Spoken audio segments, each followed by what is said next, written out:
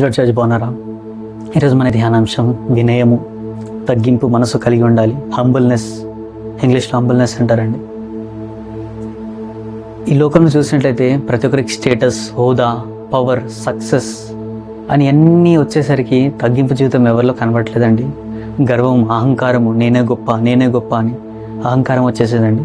కానీ యేసయ్య అయితే మనందరికీ డిఫరెంట్ పాత్ చూపించాడు కదా, ఒక కొత్త మార్గాన్ని చూపించాడు. యేసయ్య అయితే ఇలా తగ్గింపు మనసు కలిగి ఉండాలని యేసు ఒక మంచి మార్గాన్ని చూపించాడు. యేసులో కొన్ని లక్షణాలు నేర్చుకుందామా? యేసయ్యలో మొదటిగా ఉన్నది తగ్గింపు జీవితం అండి. ఫిలిప్పీ రాసిన పత్రిక 2వ అధ్యాయం 8-9 వచనం.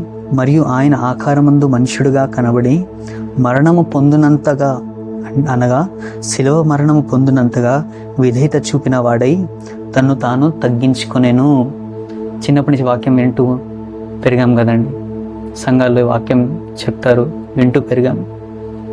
యేసయ్యలో ఉన్నది తగ్గింపు జీవితం. ఎంత దీనుడుగా వచ్చాడు కదండి. క్రిస్మస్లో అంటాం కదా, అయ్యా పరలోక సంతోషాన్ని, సుఖాన్ని విడిచిపెట్టి ఎందుకు పనికిరాని నా జీవితం కొరకు ఈ లోకాన్ని దిగి వచ్చావు కదా తండ్రి, నీకు వందనాలు తిరిగి అంటాం కదా. ఎంత తగ్గించుకున్నాడండి. దేవుడు గొప్పవారింట్లో పుట్టలేదండి. బీద కన్యారం మరియా గర్భనందు పుట్టాడండి. అంత దీనుడుగా పుట్టాడండి. ఆ రాజసింహాసనం వదిలేసి రాజకుమారుడు నీ కొరకు నా కొరకు ఈ లోకానికి వచ్చి రక్తాన్ని చిందించి నీకు నాకు పాప విమోచన ఇచ్చాడండి. ప్రియ సహోదరా, ఇంకా అటువంటి మనసు, యేసయ్య మనసు కలిగి లేవా? ఇంకా నేనే గొప్ప అహంకారం, గర్వంతో జీవిస్తున్నావా?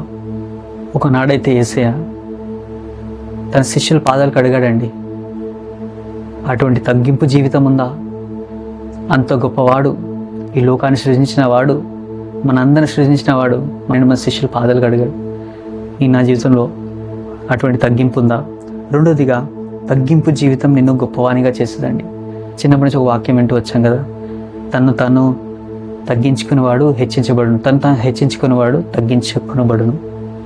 నా జీవితంలో ఎటువంటి మనసు ఉందండి? తగ్గించుకునే మనసుందా? హెచ్చించుకునే మనసుందా?